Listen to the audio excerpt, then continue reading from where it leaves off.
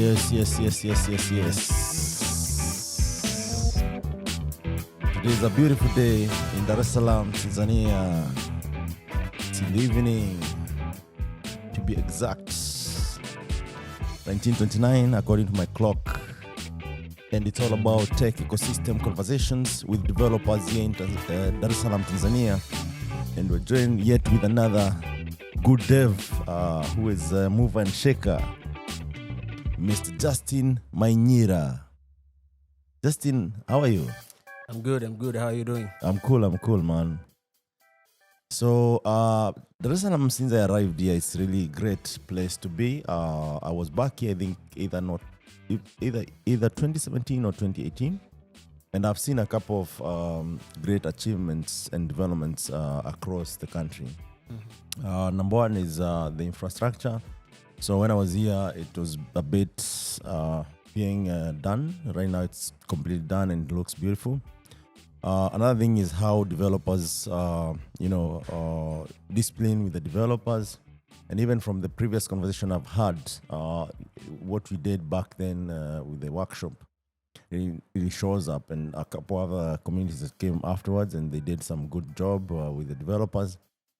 And it's an honor to have this conversation with you as a developer who has been in the ecosystem and doing amazing stuff. But before we delve into, some of the conversation that we want to have, I want to know who is Justine Mahinyila. Yeah, so I was born in 1996. Yeah, interior part of Dodoma. Yeah, so I'm the son of the central zone. Dodoma is like the capital city of Tanzania. Yeah, right it's now. the capital seat of Tanzania. It's not like it's the capital city of Tanzania. Yeah. So I was born in Dodoma, born and raised there. For my childhood, maybe up to 13 years. Yeah. When I for the first time I moved out of Dodoma. Right. So, and not Dodoma town, from the village. I must say that I'm proud son of the village. Yeah. So I was sent by the village to school. Yeah. Yeah.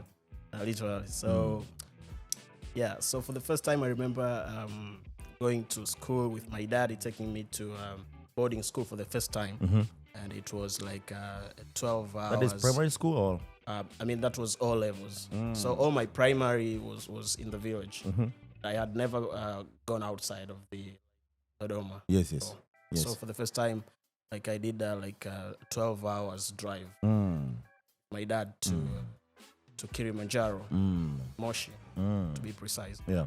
For my first high school boarding for the first time. All levels for the first time boarding. So throughout primary school, you used to be a day scholar. You go to school and come back. Yeah, actually, my mom and my mom is a teacher.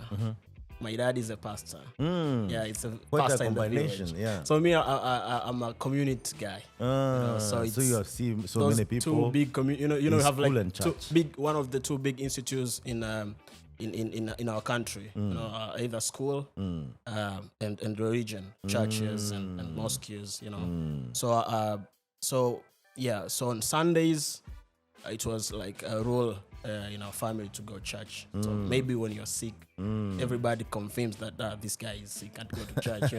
So it's a must. Yeah. So people found solace in church.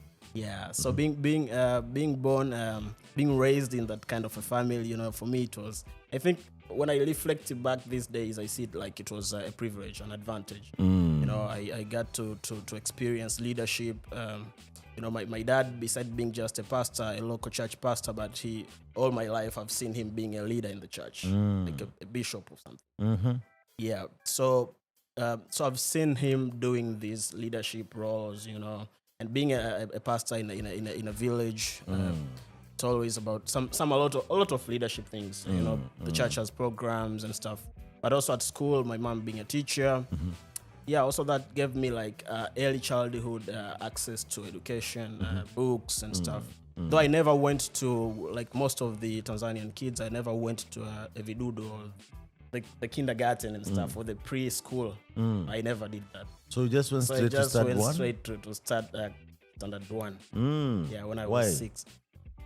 Being around school, we are living school houses, around the school campus. So being around school, it was me. Anytime I would pop in And class. learn if you I'll want. go with my mom. In class, When I was still a baby, my mom maybe is in the class or in the office. I'll pop in the office, take teachers' breakfast and stuff, try those kind of things. So until when I was like 4, I would cry to join the school, like join those Vidudu guys. But maybe for 2 hours in school, then I'll run back home, go for breakfast, for tea and stuff. Then I won't show up to school again. Yeah, so that was the kind of life when I was 4, when I was 5. At 5, sometime at home, they would think like, okay, so this guy is into school now. Let's buy him some, exercise books, a pencil and stuff. But I'll go with them and I won't come back with them. Because I was still young. I was careless. Kids will take them. You decided now I'm going home after 2 hours. Yeah. So I will leave the exercise books in class. Yeah. So I remember one strange thing until at some point my I was young. Being in the village, in the village, people do join school at a very good age. Like maybe they're mature, 10 years of age, they're standard 1. Yeah. So imagine me, I was 5 going to like school. So kids were bigger than me most of the time. I remember my primary school, I was the youngest, was the smallest. Oh, in terms of body size and even age. Yeah. Even girls, there were big girls, in my class. Did that intimidate you? Yeah, they would intimidate me at some point, but I was, the smart one. Being a child of a teacher, all the corners of the school. Yeah. So I was one of those smart kids, being in the village, because it comes with an advantage being a teacher's kid. So anytime mom goes to town to take salary, you cry like, yo, mom, I have to go too. I want to go too. Yeah. So yeah. So I had like exposure compared to other kids. Nice. And that also gave you like a perspective of what you need to do. Yeah. And were you cheeky? Like, why would you want to go to class when it's not your age or it's not your time to go to class? Yeah, so my parents actually, they wanted me, the general government policy was like at 6 at least, every kid must be in school. So those who were coming like my peers, it means it was a delay for them. They had delayed joining school because of being in the village. Maybe some of them, their parents had like cows at home, so they would spend a lot of time taking care of the cows and stuff before they decide to let them join school. Yeah. So yeah, that was the case for most of the kids. And actually being in the village, most of the parents were not aware of that policy, that government policy. But for me, my parents being teachers, being around school, it was like easy for me to join school at an early age. Yeah. So yeah, I think that was a very nice experience. Yeah. Because even during my primary school time, I remember I lived. We moved from one village to another, right? Yeah. Before I started school, actually, before 5, the first primary school that my mom was a teacher when I was born. There I wasn't speaking even Kiswahili. Yeah, so the language, it was very interior in Dodoma. Very interior, okay. So the language of communication is just Kigogo, it's the language for the Gogo people in Dodoma. So even myself, my dad and mom were speaking Kigogo, like the public, the community is speaking that language. Yeah. To be accepted, you have to be speaking the local language. You have to blend in. So so when we moved to the other school, which was a little bit in a little bit modernized society, a very like Swahili cultured society. So when I started now learning Kiswahili for the first time, I was 4. My parents tell me that. I don't recall. I don't have that much memory about it, but they tell me stories like, I was speaking a very typical Kigogo. Even Kiswahili, that the levels of Kiswahili, right? Yeah. There's this Kiswahili from like town, Kiswahili from Mwanza, the Kiswahili from Kenya. Zanzibar, so the local language I was speaking, it was like a deep Kigogo. So even the kids there will be like, oh man, how is this guy speaking? So it was kind of strange. So they assumed you are a Gogo person. Yeah. course. So at some point, I started learning Kiswahili. Then I became a very fluent Swahili after that, And so that gave me a very nice perspective, because I remember when I even remember like the village life was so good, because like we would go hunting with the village kids, right? Hunting. What did you hunt? Antelope or? No, not big animals, not that hares, much big animals, hares, belts, with bows and arrows. So it was a very nice experience. We'd go for like they called chandimu. Chandimu is this a ball kids make in Tanzania. I mean, I don't know what they call it in Kenya, but we'd do that. Play football with kids in the village. That was life for us. Like if there is something you aspired to do, something big, like getting in a bus, maybe someday go check out the town, which was like 40 kilometers from our village. So that was like if you went to town, you have really made it. Yeah, man, I went to town, bro.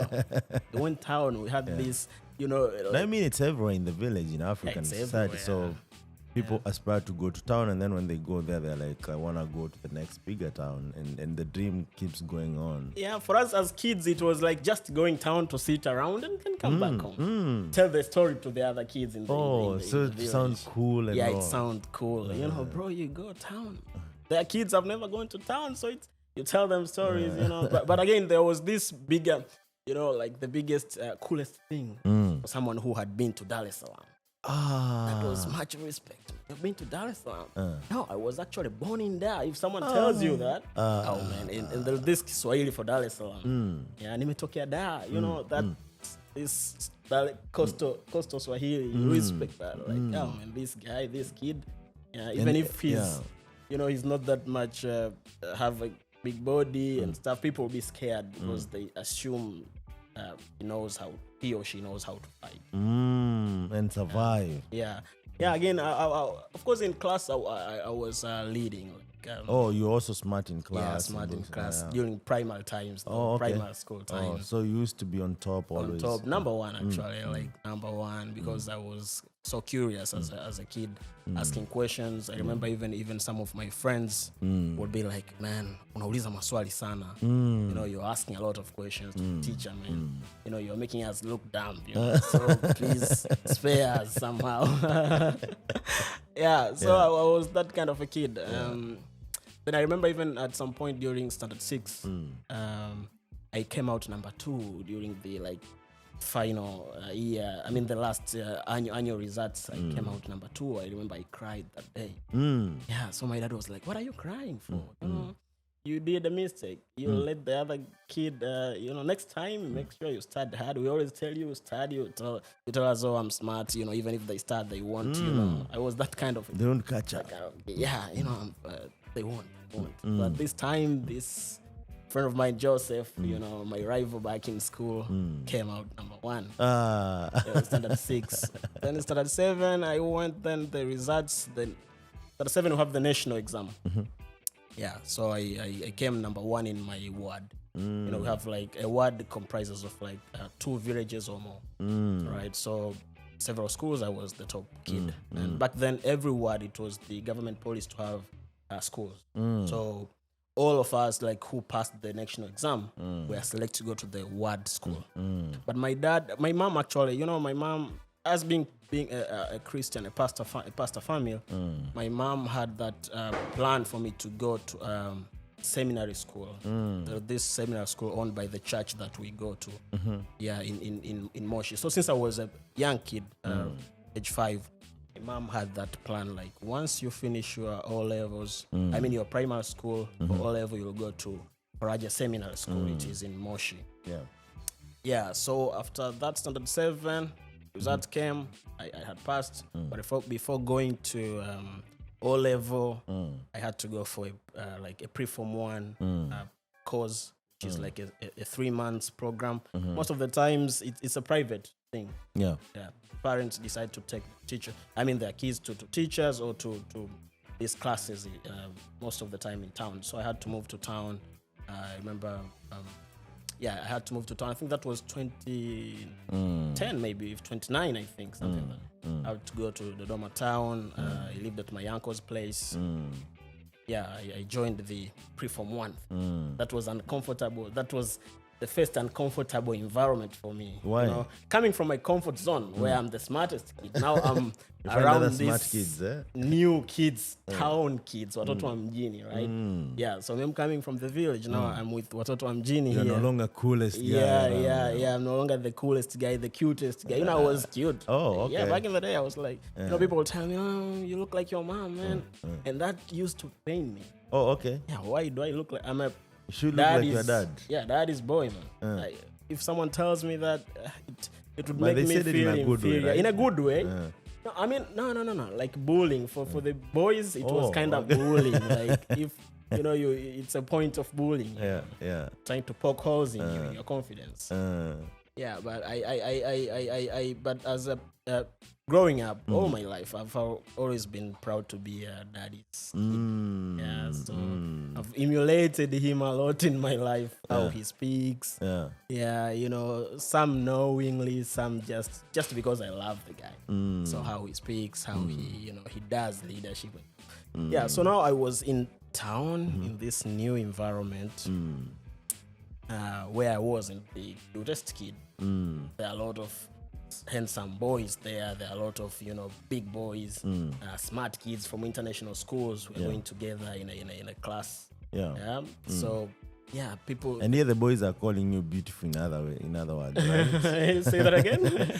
The boys were calling you beautiful rather than handsome. Like in the village, right? Yeah, but for the girls, it was a point like they admire you, they like you, how you are, looking good. Okay. But now I was in town, in town now for my pre-form 1 studies. I met some more smart kids. I started learning new things. Started learning how to even study. Like, you know, like at home back in the village, there were no homework and stuff. No, it's just doing. After school, I close my books. I go for playing and with my friends and stuff. But now I had to start start doing homeworks. So fast forward, I then went to O level. So I did an exam for the private school. Me and my dad picked me and off to Moshi. For the first time. Being in Moshi, for the first time seeing the Mount Kilimanjaro. It was a very good experience. At first, my dad told you, see that's the Mount Kilimanjaro. And it was so nice, it was so amazing, so cool. So then came the sad moment. My dad had to leave me in school and go back home. Seeing my dad leaving, knowing that this is going to take at least maybe 4 months until I see him again or until I go home again. For me, home has always been where my dad is. Okay. Yeah, so where You're my that dad tight. is. Yeah, very tight. Me and my dad are so You have other tight. siblings? I have other siblings. I have, Boys or girls? The one that comes after me is a boy. The last sibling is a girl. Okay. So you are the firstborn? Yeah, I'm the first. Ah, nice. So how did you perform in the pre-secondary and then O levels? In the pre-secondary, I had like B's. The results were not that much good as I had expected. The final exam. I thought I would go to in Tanzania we have these special schools for the bright kids. Like every region almost, they're strategically located. Like every region has one. But unfortunately, I was selected for the Shule ya Kata, the word school. So my dad, since they had already had that plan to take me to a private school, so it wasn't a big problem. So I went to the boarding school for the first time, a seminary school, core 6 boarding seminary school. So there started a new life, very different from the one I was used at home, waiting for mama's food, they call upon you, yo, Justine, come, it's lunchtime. But now you have to listen to the bell. When it rings, you take your plate, you go to the dining hall. So there's some more order and stuff. So a lot of schedules, timetable. You have to it's class time, you go to class and those kind of things. But again, if being a son of a pastor and a teacher in the village, that did put me in a spotlight in the village. So if you do something wrong, it's always not Justine, but mtoto wa mchungaji. Oh, okay. Yeah, so I was kind of disciplined in that way. So was it tough? Sometimes it was, because I couldn't behave like the rest of the kids in the village. There's some things I from couldn't do, not because I didn't want to do them, but because I was mtoto wa mchungaji. I remember we were doing kamari, right? What is it in English? Kamari, betting. Betting. Yeah, we were doing betting with some of my friends, and then at some point the teachers from nowhere, like 6 teachers, in the middle of the bush, like. What are you guys doing? We didn't know, because the teachers were around that place. They had seen us. So what are you guys doing? Right there, stop whatever you're doing. They took us, went to report to our parents. It was a big thing in the village. Like mtoto wa mchungaji was also part of the kids that were betting in the bushes and stuff. So that made me to be like someone who obeys the law somehow. Yeah, I couldn't go to some places. So going to a boarding school, it wasn't tough for me to conform to the school regulations and things. I remember one of the tough things for me was to the police. The school police was like, you know, in Tanzania for primary school, it's always a Swahili thing, right? The medium of communication is Kiswahili. But once you go to secondary school, the medium of communication changes. It's English now. Yeah. So that was one of the challenges. Like most of the other kids going to a secondary school for the first time in our country, coming from a background like mine, from a boarding government school, it was a challenge speaking English all the time. From Swahili to that. English. All the studies are now in English. The biology we're used to studying. In high school, everything is. Yeah, in secondary school, everything is. But in primary school, for government schools, it's Swahili. For private school, it's English. Yeah. So now everything changes. The language has changed. The only thing that didn't change is math. And I wasn't that much good in math. I was good in all other this subject that requires someone to explain stuff, conceptual kind of subjects. Yeah, so now I was here. The medium of communication is English.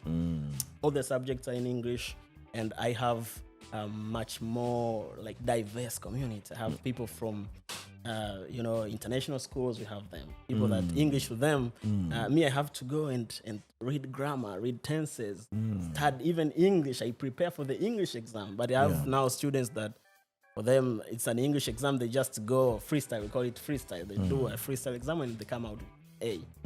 Yeah, but for me, I go, I prepare, I come to the exam, I might come out with a C. So imagine that. Now, then the first semester results came, I was like the 100-something student among like 225 students in our class. Yeah. And the school policy was that there was a cut point. Some certain marks, if you don't reach them on the last exam, like the annual exam, you will be forced to move to another school. Not even repeat. Not even repeat the school policy. And we also had like classes. We have like the brightest student, they had their own class. Then maybe the first to this 50th student have their own class. Then the second, maybe the first to like 100th have their own class. That way. So I thank God that policy changed. The policy changed later, but during our time, was it in that specific school or in that across? specific school? It was a private school, so every school has some of its policies, things that the government doesn't interfere to. Yeah. So then I came out that way on my first semester. And I went home, told my dad. My dad told me they encouraged me. Being a pastor of family, they pray for you. They encourage you, like you can do this. Prayers work. Prayers works. When I went back to school again, they told me you study hard. You're smart, right? You believe you're smart, right? Yeah, so my dad had that thing of telling me, like, as we in our clan, we are smart people. Your grandfather was smart. This is what he was doing. It's in the DNA. It's in the DNA. So my dad would tell me that, like, because my granddad never went to school, but he was conversant with English. He was writing a lot of books. Every time we find him, he was reading a book. You know, a very deep village old man, being conversant. If he senses maybe you're like went to college, he won't speak to you in Kiswahili. He'll be speaking to you in English. Nice. Yeah. So that was like my dad would tell me that, you know, we are smart. So, you know, try harder. Go try it again. So I went back to school this time, started hard, and so like annual exam was the like 60 student, right? Then I was in the second class. So the smart class, the smart guys, then this next class, because we had like 4 or 5 guys, type of those classes. It goes down. We're not doing bad. Yeah, I wasn't doing bad. So again, so some of my friends, because by default, everybody goes to any class. So some of my friends that were together in that, unfortunately, the class we were in is the smart guys class initially by default. So some of my guys, we did fall down to the second class. Some of our friends who left smart people's class, the brightest people's class.